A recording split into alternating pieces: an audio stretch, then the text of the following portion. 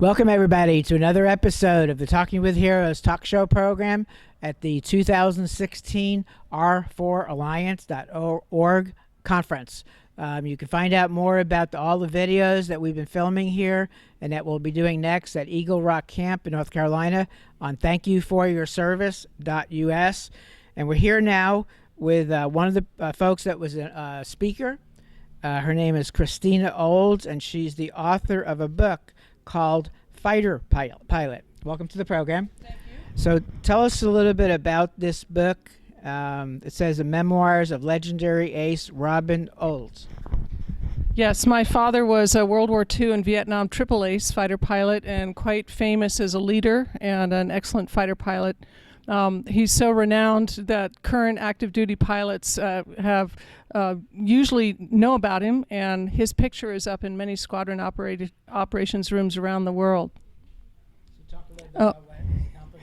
Well, he went to West Point. He flew in World War II. He flew P-38s. He became the first ace of his group in the P-38. He did fly 3 missions on D-Day over Normandy. After World War II, he came back to the States and wanted to fly the first jets, so he went out to California and flew the P-80 Shooting Star and was part of the very first Air Force aerobatic team, which of course turned into the Thunderbirds. My mother was a movie star in the 1940s, and they met in Beverly Hills. Her name was Ella Raines, and they married 9 months after they met, and his first assignment was back to England.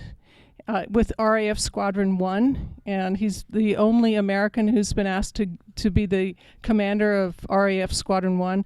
And they love him so much that Squadron 1 now has named their bar at their base in Scotland the Robin Olds Bar.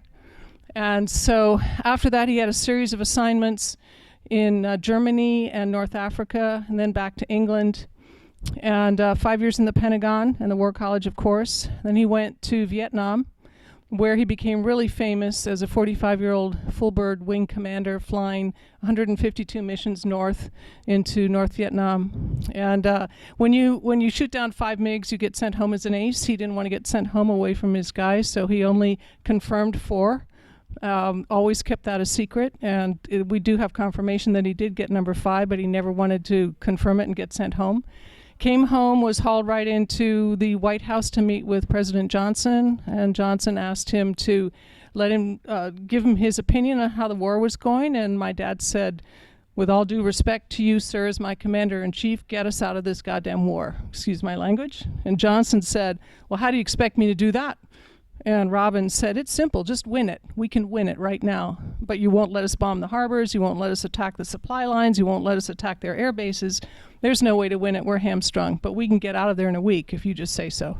Of course, that didn't happen. The war dragged on for another 5 years with a tremendous loss of life on both sides. So after Vietnam, he came home. He was Commandant of the Air Force Academy from 67 to 71, and then Inspector General of the Air Force for 2 more years.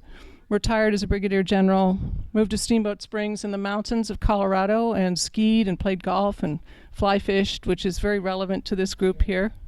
And then traveled all over the world to pilot reunions. Wherever he was invited, he went and he spoke and he met with the youngsters. His wing that he commanded in Vietnam moved to Kunsan, South Korea in the 70s. It is now the base that is at the forefront of protecting South Korea from the crazy man up north. So in many ways, that base, my father's still flying with them, and it's tremendous. I visited them last year. This book is about your dad. This book was, he tried writing his memoirs. He had tried for 15 years to gather some notes together, but he hated sitting still in front of the computer. He wanted to be out and visiting with his troops. So he just wrote bits and pieces and notes here and there, but I always knew that I'd end up finishing it for him. And before he passed away in 2007, I promised him that I would write the book for him.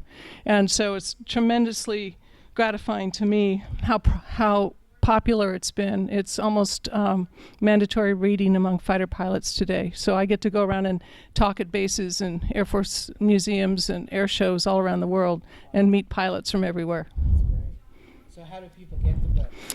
Oh, it's on Amazon. It's everywhere. Barnes & Noble. There's an electronic version. There's an audio version. It's easily available. Thank you very much. I appreciate it. Well, thank you. It's been wonderful to be part of this. Well, yeah, thank you for what you're doing for your dad. Thank you. Legacy. And all you active duty troops out there, we love you. We believe in you. Come home safely. Okay, folks, you've heard it here again at the R4Alliance.org National Conference. Oh, Mike. Sorry about that, folks. It's my blurb now. We're here at the R4 Alliance National Conference. And again, as we talked about on pretty much all the video episodes that we have had the privilege of making here with the participants, please share this video. Please share the other videos. Let other people know about these amazing Americans, these great organizations. And there's more to come, another day tomorrow, and we'll be back with more from the R4 Alliance 2016 National Conference.